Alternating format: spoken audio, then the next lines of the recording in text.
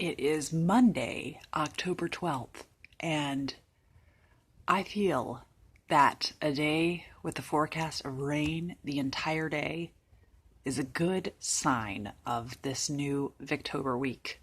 I'm really hoping to be feeling better and more up and at 'em and just getting so much Victorian literature read. So I'm taking this as a good sign. Rain all day actually is great for Victober ambiance. Hi, my name is Peter Joseph and me and my mom finished the Book of Dragons, and I really liked it. So I really liked the last story where there's this cockatoo. Or it's a cockatrice. Yeah, cockatrice. I really liked it. And what did she do? What did she eat? Oh yeah, she ate. So there's this big yellow dragon which this teacher doesn't believe about. And then What did she eat? Tell people. She ate the town, and they tricked her by making her think she ate her baby. Yeah, that's right. But she hadn't. So then she spit out the town on the hillside, and the teacher whacked him with the big wooden stick. Whacked the little boy Edmund. Yeah. Yeah, he wasn't a nice teacher, was he? Nope. Yeah, so they were fun stories, and they all had a dragon in them, didn't they? Yeah. Yeah. Cool. Thanks for telling me about it. You're welcome. I'm starting Aurora Floyd, and it's one of the best opening paragraphs ever, and perfect for the gloomy weather. It says, "Faint streaks of crimson glitter here and there amidst the rich darkness of the Kentish woods. Autumn's red finger has been lightly laid upon the foliage, sparingly, as the artist puts the brighter tints into his picture. But the grandeur of an August sunset blazes upon the peaceful landscape and lights all into glory."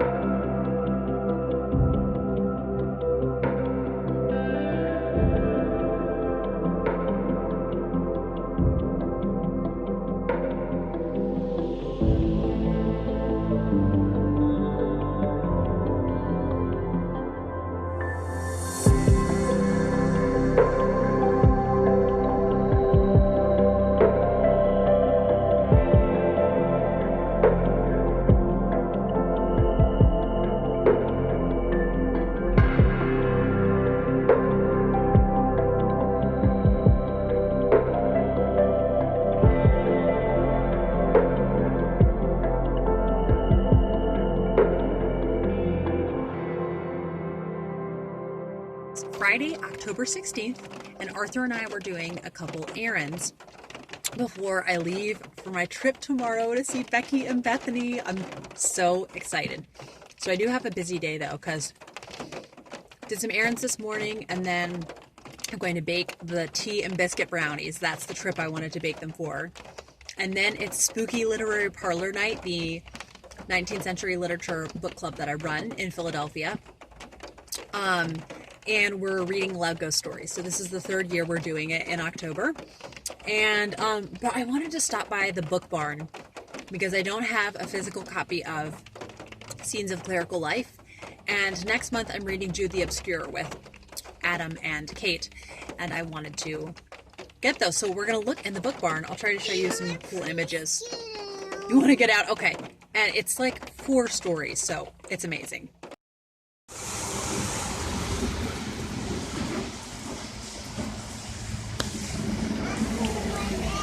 It looks like I have a very weird filter on right now, but it's just the light. It's like starting to get dark, so I turned on lamps at this desk.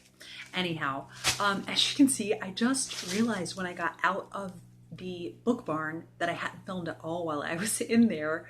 So I did give you a shot of the exterior, but it was a successful venture, and Arthur was super good while we were in there. He didn't like grab things off the shelves, and so I told him once I was done with my looking that he could pick out a children's book. So he picked out, I can't even remember the name of the book that he picked out. But I was successful. So I found Jude the Obscure, this Wordsworth Classics. It's not the most glamorous edition, but it's not terrible. And I had pictured it longer. It's 371 pages. I mean, this doesn't say abridged anywhere, so maybe that is the normal length of Jude the Obscure. But yes, I'm scared to read this next month because I've heard this is even more depressing than Tess. But I also know people really love it. It's gonna hurt. But it's been a year since I read Tess, so I'm feeling ready for Jude the Obscure, as ready as I will ever be. And then I found, I like this a lot. This edition of Scenes of Clerical Life. I'm reading this the last week of Victober, and I'm really excited. And since it was George Eliot, I'm doing the audiobook of it, but I just know it's going to be dripping with quotes that I want to read. So I wanted to have it available. So Amos Barton, Mr. Gilfil's Love Story, and Janet's Repentance, which I know Elizabeth Gaskell loved Janet's Repentance. And then I already have Cloak and Dagger Christmas on the brain. You know, half of your reading is like doing the actual reading, and then, or half of being a reader is doing the actual reading and then anticipating other things. Have Cloak and Dagger Christmas on the brain, and I found 6. Yeah, 6 in the Maggie Stanhope series for $5 each. So I went ahead and got them.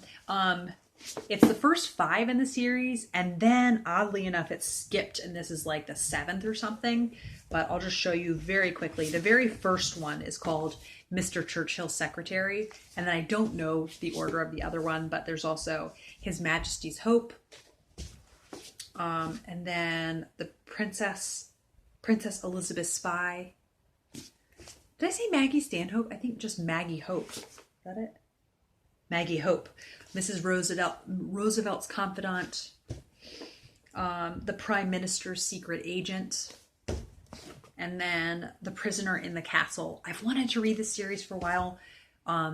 Megan Hannett likes it.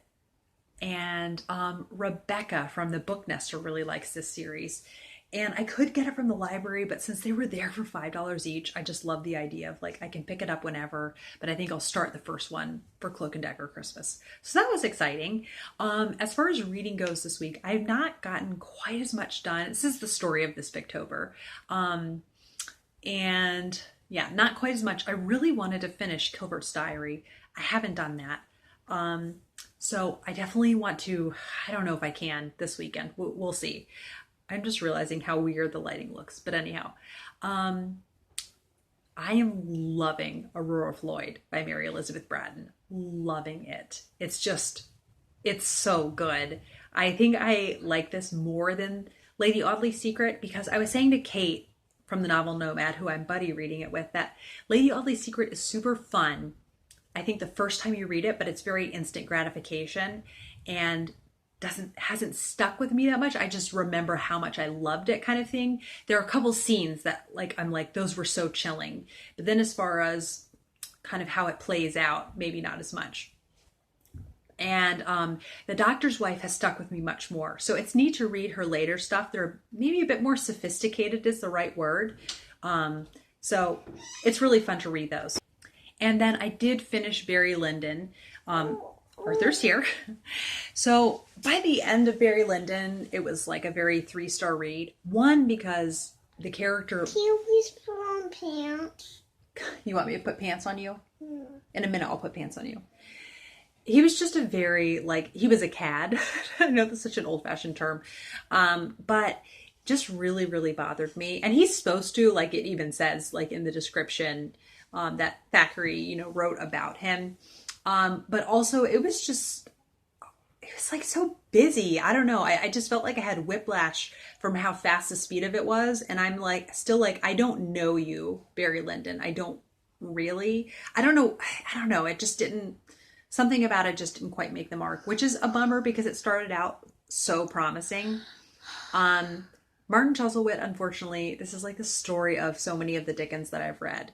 There's a few characters that I'm interested in, and I love those chapters.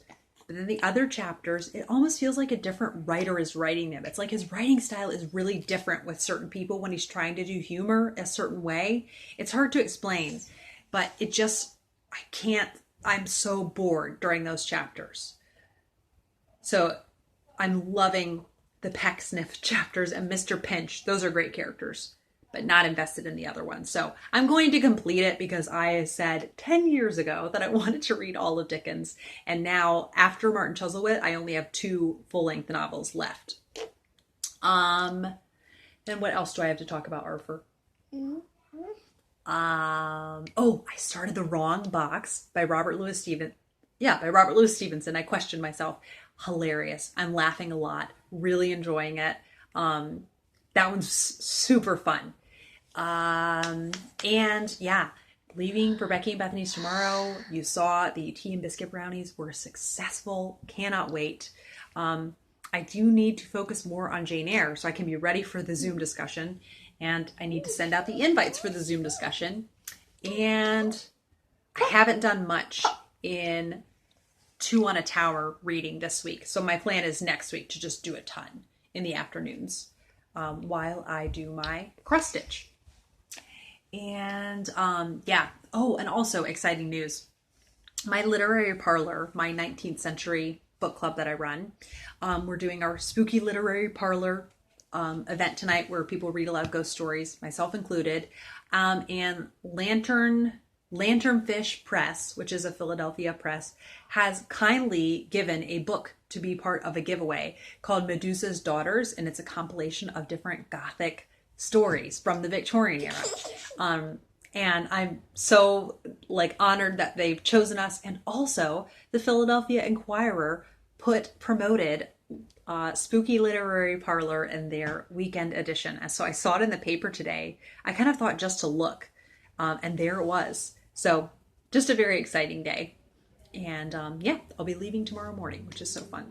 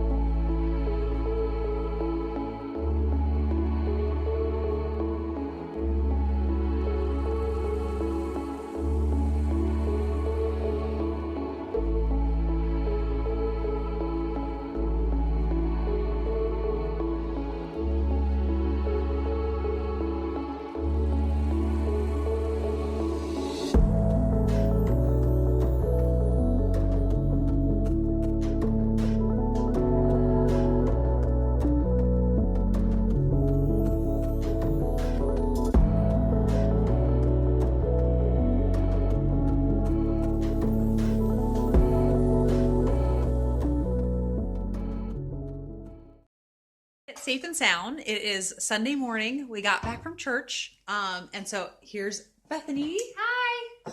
And Becky's here. Hello. And would you like to show the cheese that you got at Aldi? In honor of Victober.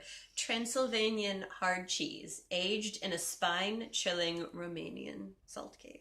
I cannot wait to try this. So it's a very Like, first we're having this cheese with our lunch, and then tonight we're making the Dracula meal all together.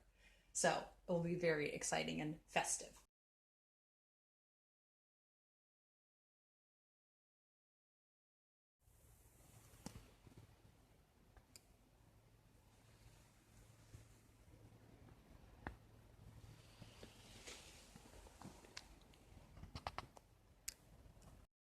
Is Sunday night now, and we are comfy and cozy on the couch. But we ate the Dracula meal, and I thought it was delicious. So, Bethany, what did you think of the Dracula meal? I thought it was so good. I especially liked the grits, which were, what was it actually called on the bag? It was, The Romanian name is like mamaliga. Mamaliga. It was Yes. so good. Yeah. I liked the like creaminess of the grits. Yeah. With the chicken. So delicious. And then Becky, what did you think of it? It was very delicious, and I also think the grits are my favorite part. Although the chicken was also The chicken very was good. so I would good, make too. it again myself, and I think I would too. you had emailed me. I have the recipe. Yes. And I definitely think I'm going to add it to my Yes. arsenal of recipes. It was so yummy. was very delicious. So it was nice because it was the first time I made it. I wasn't sure how it was going to turn out. And we're going to, if we can stop talking, we're going to do some more reading. So Beckany? Arthur, now that I'm on this trip, apparently keeps referring to them as Beckany and Beckany. So We are the same person. It's adorable. So Becky, what are you reading? I am reading Vanity Fair. That is such a beautiful edition. Thank you. of This it. was a Christmas present 2 years ago, and I figured I should get around to actually reading it. But our protagonist is also named Becky, so of course I have to. You're read it. much nicer than her, though. Well, thank you. But, you can't always pick and choose who shares your name. Yes. And then I've just been socializing a lot, so I am way behind on Aurora Floyd. I was supposed to finish it today, and I have like 200 pages left. But thankfully, I'm super enjoying it, so I don't feel overwhelmed with being behind, and I have no buddy reads scheduled for this week, except for Martin Chuzzlewit, and I'm easily keeping up with that. So this will be fun to read a ton of in the next few days. And then, Bethany, what are you reading? I am reading Shirley, the group read along, and I'm pretty much on schedule, even with the trip. So You're pretty substantially into it. yeah, I think we're on chapter 22 today, and I'm like on chapter 21. But it's been really interesting. I'm really into Charlotte Bronte, so I'm really enjoying it. Nice. And yeah, you're much more successful at reading Shirley than my second time around. So I'm glad you're enjoying it. Yeah. Alrighty. So hopefully we'll get some reading done now.